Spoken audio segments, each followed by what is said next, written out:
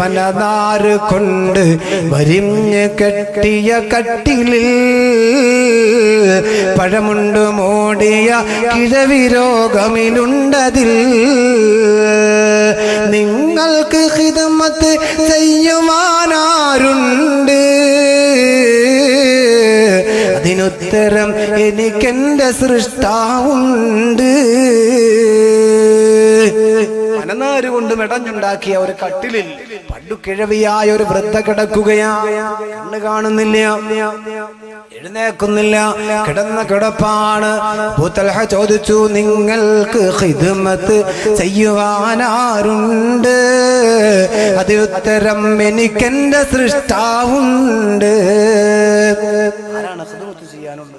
എന്റെ സൃഷ്ടാവിനെ ഖിദ്മത്ത് ചെയ്യുന്നുണ്ട്.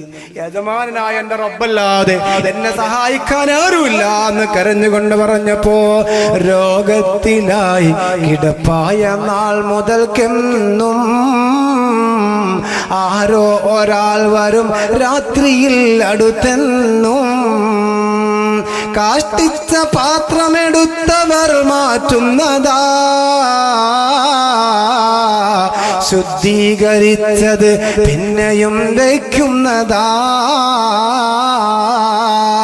സന്തോഷമുള്ള കലാമുകൾ പറയുന്നതാ,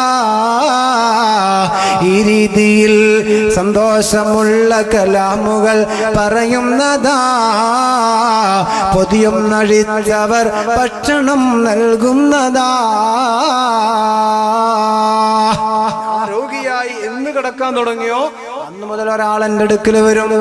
എന്തോ എന്റെ കാഷ്ടവും മൂത്രവും എല്ലാം പുരണ്ടതായ വസ്ത്രങ്ങൾ അഴിച്ചു മാറ്റും, നല്ല വസ്ത്രങ്ങൾ ഉടുത്തു തരും.